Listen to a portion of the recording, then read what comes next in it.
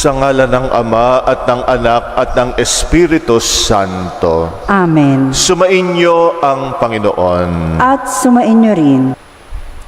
Sinugong tagapagpagaling sa mga nagsisisi, Panginoon, kaawaan mo kami. Panginoon, kaawaan mo kami. Dumating na tagapag-anyayang mga makasalanay magsisi, Kristo, kaawaan mo kami. Kristo, kaawaan mo kami. Nakaluklok ka sa kanan ng Ama upang ipamagitan kami.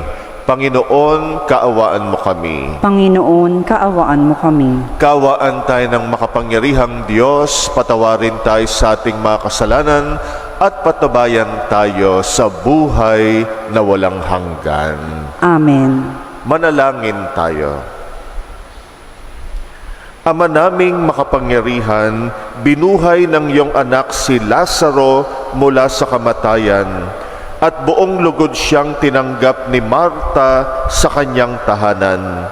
Ipagkaloob mong sa tapat naming paglilingkod sa aming kapwa, mapagnilayan namin tulad ni Maria ang iyong salita at makamit ang iyong gantimpala. Sa pamagitan ni Jesucristo kasama ng Espiritu Santo, magpasawalang hanggan. Amen.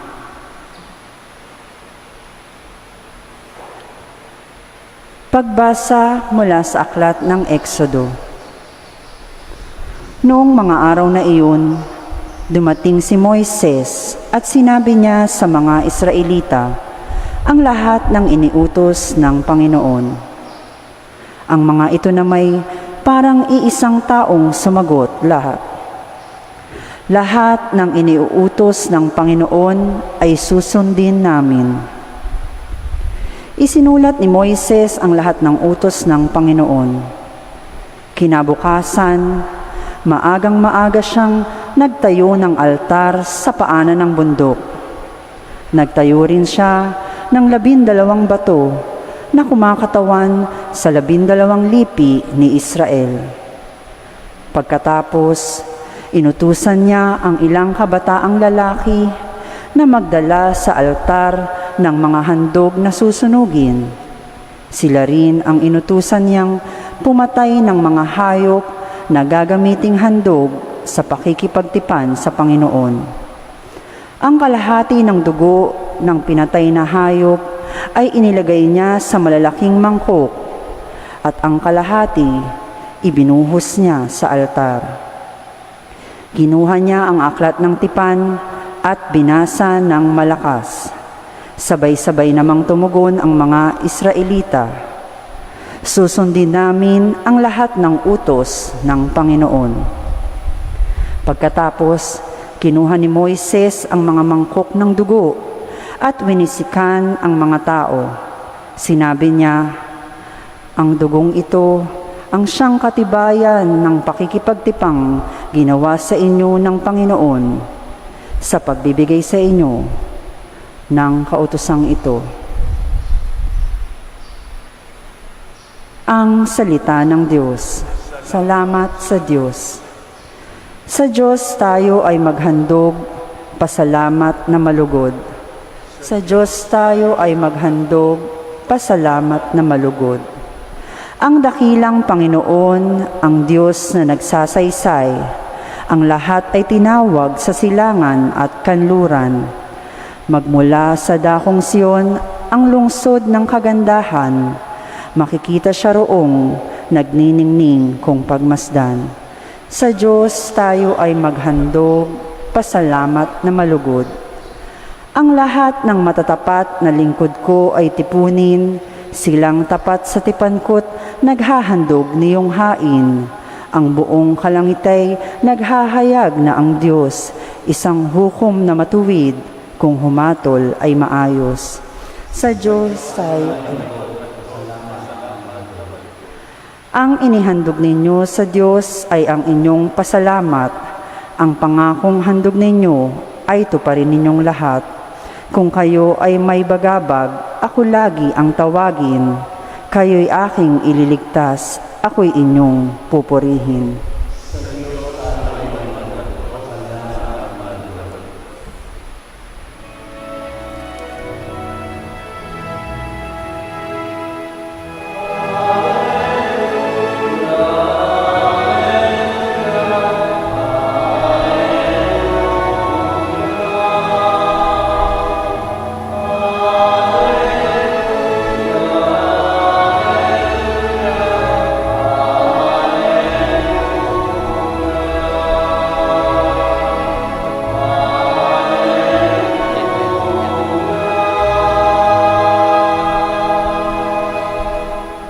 Espiritu'y lumulukog sa naghihintay kay Jesus, Mesiyas na manunubos.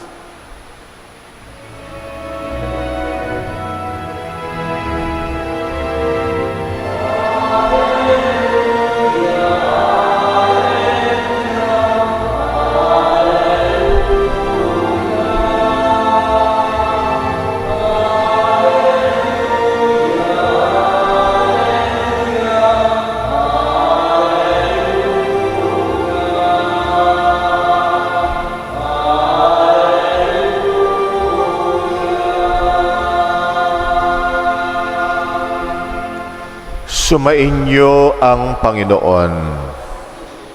Ang mabuting balita ng Panginoon ayon kay San Juan. Papuri sa iyo, Panginoon.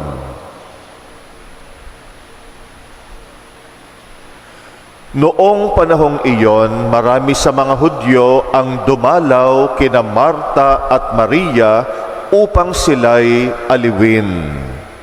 Nang marinig ni Marta na dumarating si Jesus, sinalubong niya ito. Ngunit si Maria ay naiwan sa bahay. Sinabi ni Marta, Panginoon, kung kayo po'y narito, hindi sana namatay ang aking kapatid.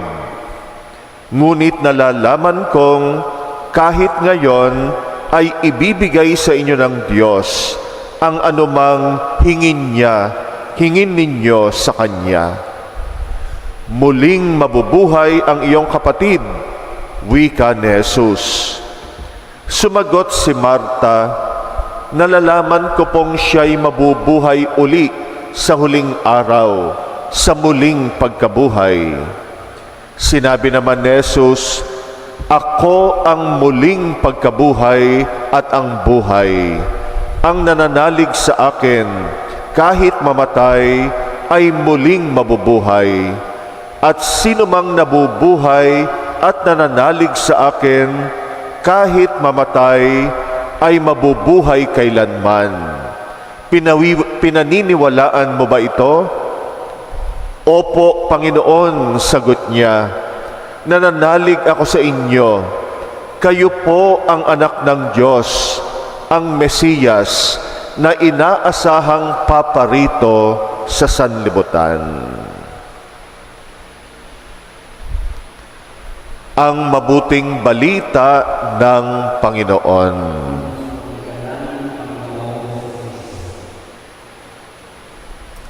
Sa araw na ito'y ginugunita natin ang magkakapatid na sina Santa Marta, Santa Maria at San Lazaro. Dati, ang ginugunita lang natin si Santa Marta.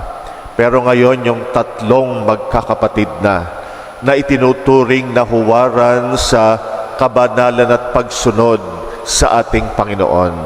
Ang tatlong magkakapatid na ito ay maituturing nating mga barkada ng ating Panginoon, mga malalapit na kaibigan. Kaya nga tuwing dadalaw o tuwing mapupunta, magagawi ang Panginoon sa Betanya, dinadalaw niya ang magkakapatid na ito.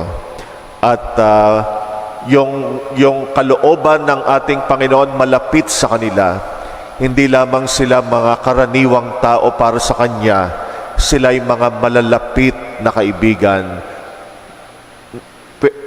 Sa panahon sa termino natin ngayon, mga best friends ng ating Panginoon.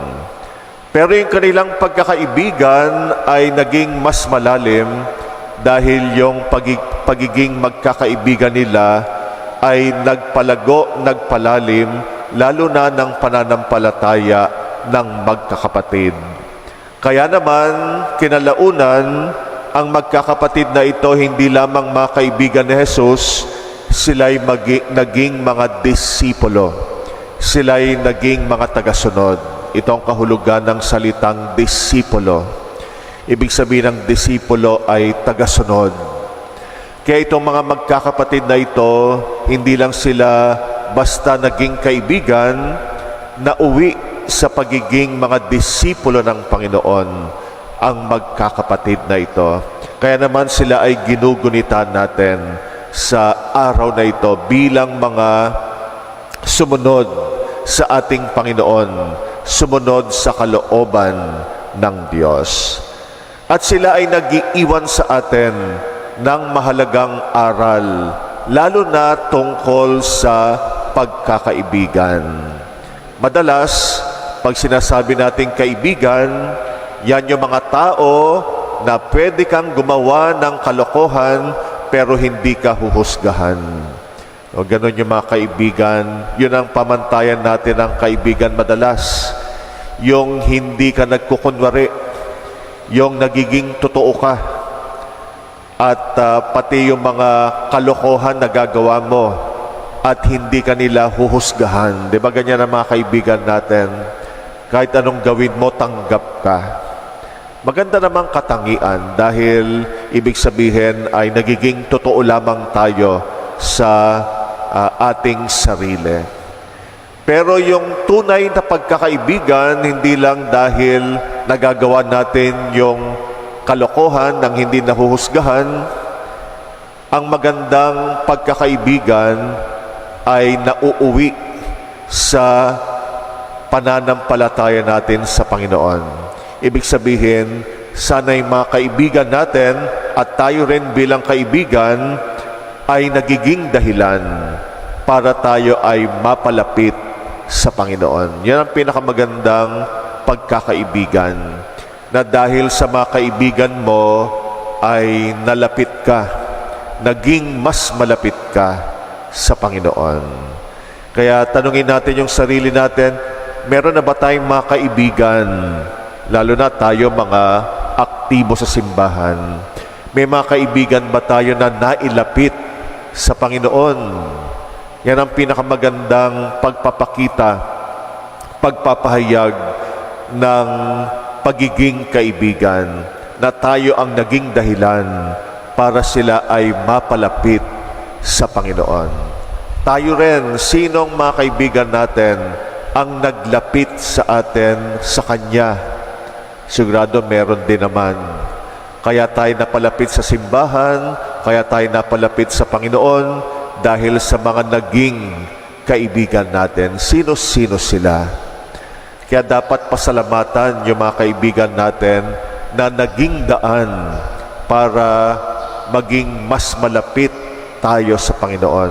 Sana yung pinaka-best friend mo, dahil ikaw ay naglilingkod sa simbahan, sana maakay mo rin.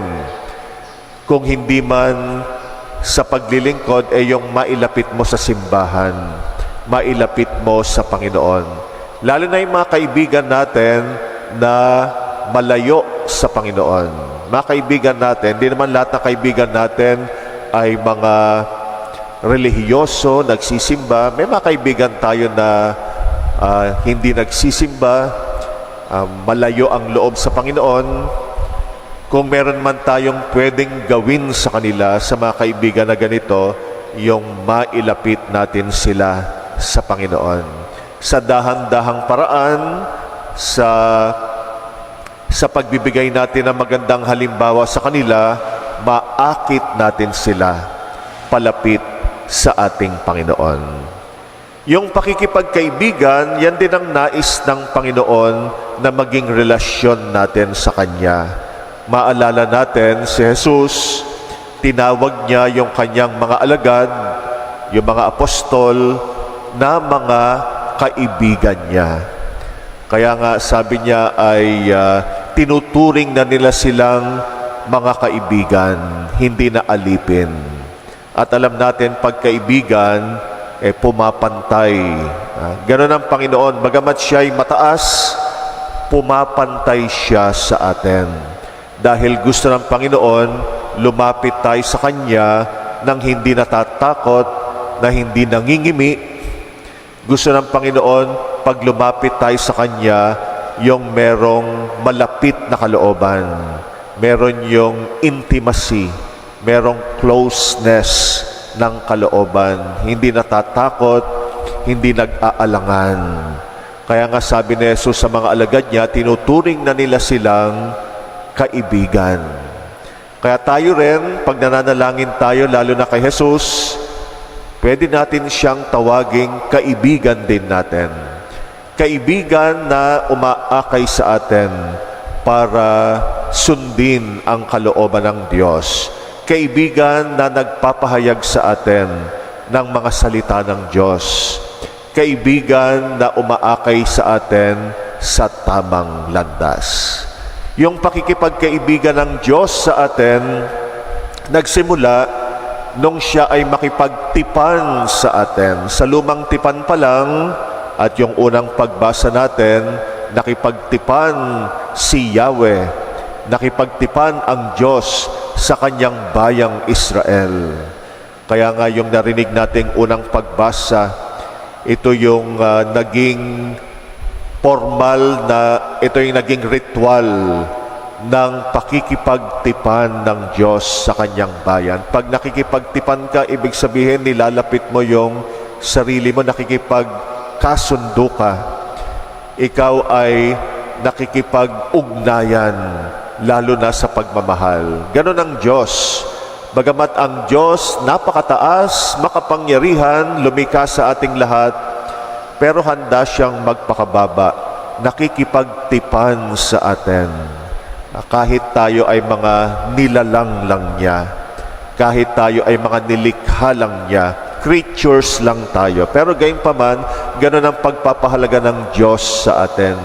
Gusto niya magkaroon tayo ng ugnayan sa Kanya, katulad ng isang katipan. Kaya doon nagsimula yung paglapit ng Panginoon, ng Diyos sa atin, nakipagtipan siya. Hanggang sa dumating ang ating Panginoon, lalo pang naging malapit sa atin ang Diyos.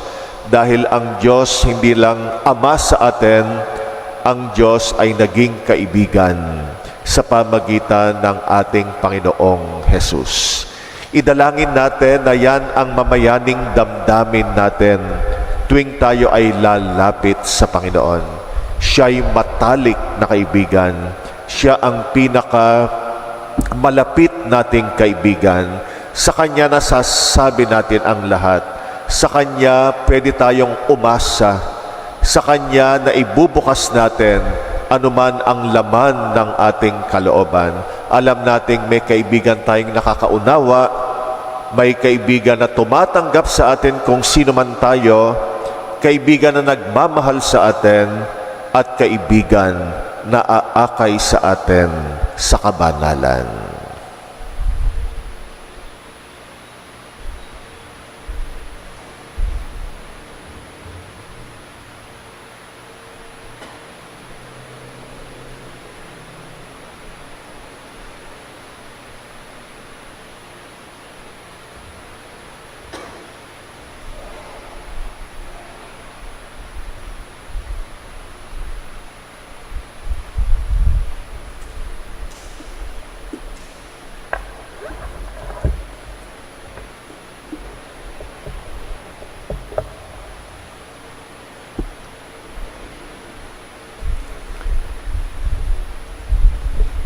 Sa paggunita natin kina Santa Marta, Santa Maria at San Lazaro, alalahanin natin ang mga taong naglilingkod sa atin araw-araw. Alalahanin din natin ang mga kaibigan natin, mga taong malapit sa atin. At hilingin natin sa Diyos na ipagkaloob sa atin ang mga pagpapala at biyaya na kailangan natin. Ating itutugon sa bawat kahilingan. Panginoon, dinggin mo ang aming panalangin. Panginoon, dinggin mo ang aming panalangin. Ang mga naglilingkod sa simbahan naway tunay na maging halimbawa sa kanilang pananalangin at paggawa. Manalangin tayo sa Panginoon. Panginoon, dinggin mo ang aming panalangin. Ang mga nanunungkulan sa bayan naway tumupad sa kanilang mga tungkulin sa diwa ng pag-ibig at paglilingkod. Manalangin tayo sa Panginoon. Panginoon, dinggin mo ang aming panalangin. Tulad ni Marta, tayo naway magkusa at maging bukas palad sa pagbibigay ng kagalakan at ginhawa sa mga ipinagkatiwala sa ating pangangalaga. Manalangin tayo sa Panginoon. Panginoon, dinggin mo ang aming panalangin. Ang mga may sakit at matatanda, naway makaranas ng pangangalaga at pagtataguyod ng kanilang mga pamilya at mga kaibigan. Manalangin tayo sa Panginoon. Panginoon, dinggin mo ang aming panalangin. Ang mga yumaong mananampalataya na naglingkod noong sila ay nabubuhay pa, naway umani sa langit ng mga bunga ng kanilang mga pagsisikap. Manalangin tayo sa Panginoon. Panginoon, dinggin mo ang aming panalangin. Tahimik nating idalangin ang mga personal nating kahilingan. Muli nating alalahanin ang mga kapatid nating pinangakuan natin ng dasal. Ipagdasal din natin yung mga kaibigan natin, lalo na yung mga matatalik nating kaibigan na bahagi na ng ating buhay. Ito ang araw na pinagdarasal natin sila. At ipagdasal natin ang intensyon ng mga kapatid nating nagpapamisa, lalo na ang mga may sakit at mga pumanaw na sa mundong ito.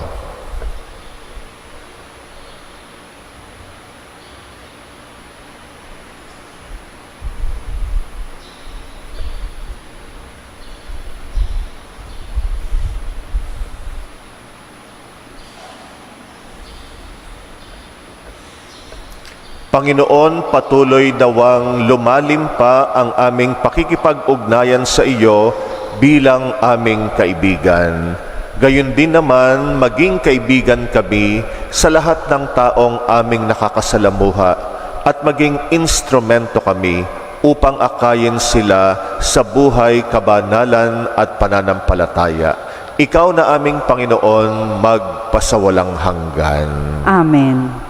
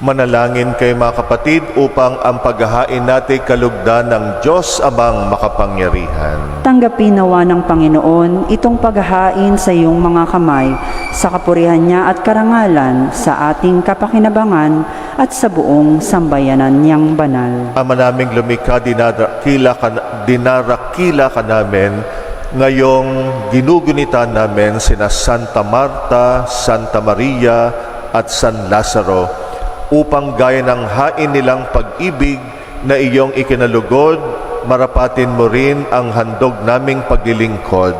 Sa pamagitan ni Jesucristo kasama ng Espiritu Santo, magpasawalang hanggan. Amen. Sumainyo ang Panginoon. At sumainyo rin. Itaas sa Diyos ang inyong puso at diwa. Itinaas na namin sa Panginoon. Pasalamatan natin ang Panginoong ating Diyos. Marapat na siya ay pasalamatan. Ama naming makapangyarihan, tunay ngang marapat na ikay aming pasalamatan. Ang pagpaparangal sa iyong kabutihay, lagi mong pinaalingaw-ngaw sa iyong sambayanan sa pagkakaroon ng mga kaanib na maasahan at tapat tulad mo sa pananagutan, upang magbunga ang punyagi ng iyong anak, na sa iyong pag-ibig kami makatulad. Ang mga banal na tao'y tumutulong sa lahat sa pagbibigay halimbawa't pananalangin wagas. Kaya kaisa ng mga anghel na nagsisiawit ng papuri sa iyo, nang walang humpay sa kalangitan kami nagbubunyi sa iyong kadakilaan.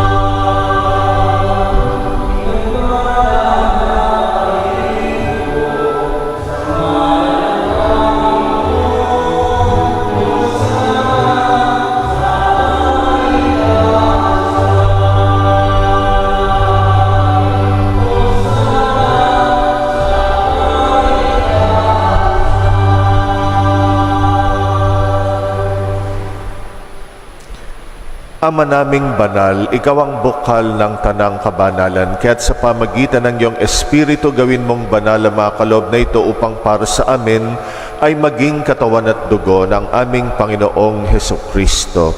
Bago niya pinagtiis ang pusang loob na maging handog, hinawakan niyang tinapay, pinasalamatan kanya, pinaghati-hati niya yon, iniabot sa kanyang mga alagad at sinabi, "Tanggapin ninyong lahat ito at kanin.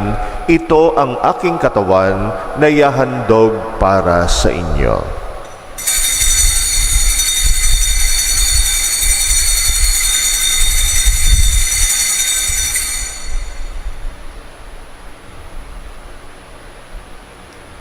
Gayon din naman nung matapos ang hapunan, hinawakan niya ang kalis, muli kanyang pinasalamatan, iniabot niyang kalis sa kanyang mga alagad at sinabi, "Tanggapin ninyong lahat ito at inumin. Ito ang kalis ng aking dugo, ng bago't walang hanggang tipan, ang aking dugo na ibubuhos para sa inyo at para sa lahat, sa kapagpapatawad ng mga kasalanan. Gawin ninyo ito sa pag-alala sa akin."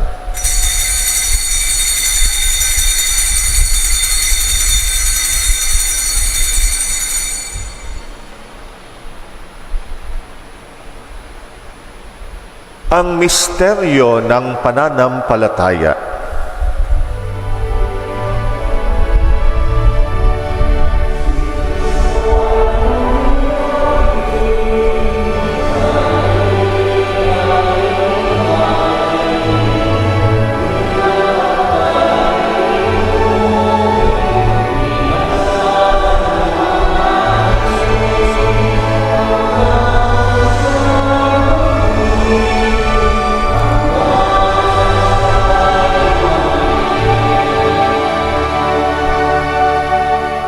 Ama, ginagawa namin ngayon ang pag-alala sa pagkamatay at muling pagkabuhay ng iyong anak.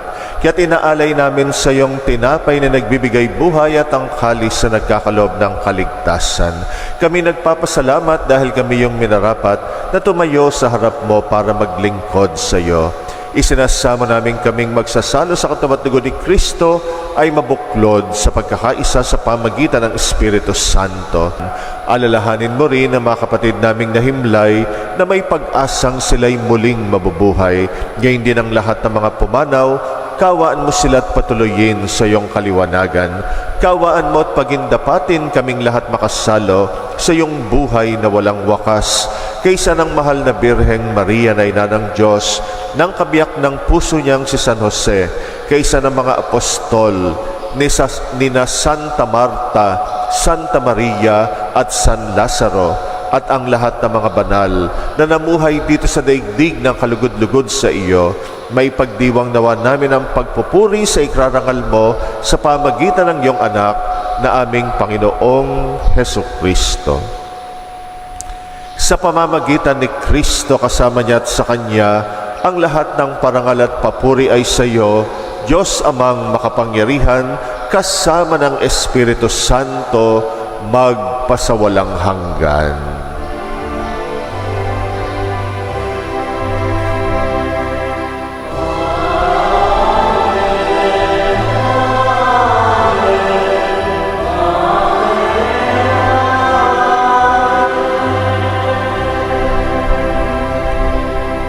Manalangin tayo sa ating Ama sa langit, alinsunod sa turo sa atin ng Panginoong Hesus.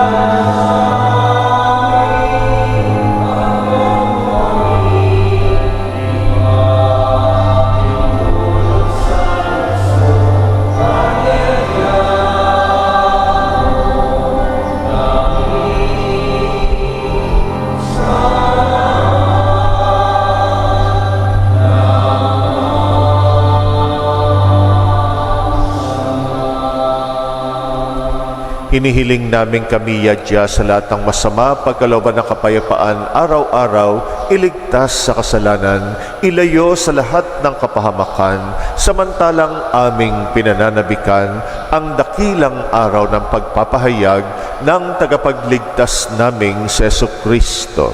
Sapagkat iyo ang kaharian at ang kapangyarihan at ang kapurihan magpakailanman. Amen. Panginoong Jesucristo, sinabi mo sa iyong mga apostol, kapayapaan ang iniiwan ko sa inyo, ang aking kapayapaan ang ibinibigay ko sa inyo.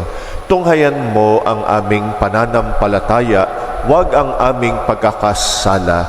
Pagkalooban mo kami ng kapayapaan at pagkakaisa, ayon sa iyong kalooban, kasama ng Espiritu Santo, magpasawalang hanggan. Amen. Ang kapayapaan ng Panginoon ay laging sumainyo. At sumainyo rin. Magbigayan kayo ng kapayapaan sa isa't isa.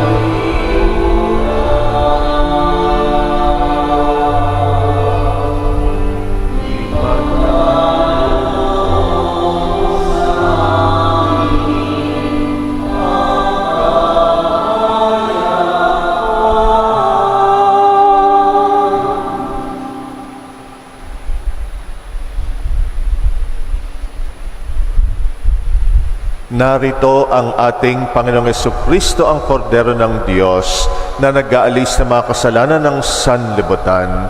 Mapalad ang mga inaanyayahan sa kanyang piging. Panginoon, hindi ako karapat-dapat na magpatuloy sa iyo.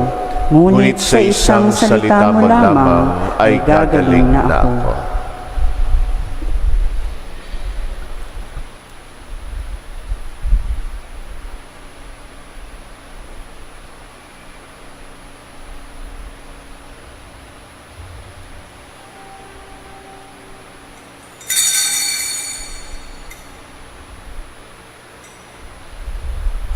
Manalangin tayo. Ama naming mapagmahal, pakundangan sa katawa't dugo ni Kristo na aming tinanggap, huwag mong ipahintulot na kami sa kasamaan masadlak. Sa halip, pakundangan sa pagdalangin ni na Santa Marta, Santa Maria at San Lazaro, umunlad nawa kami sa pag-ibig na wagas araw-araw at makaharap nawa kami sa iyo sa langit kailanman sa pamagitan ng Jesucristo kasama ng Espiritu Santo magpasawalang hanggan. Amen. Sumainyo ang Panginoon At sumaiyo rin. at pagpalain kayo ng makapangyarihang Diyos, Ama at Anak at Espiritu Santo. Amen. Humayo kayong taglay ang pag-ibig ni Kristo. Salamat sa Diyos.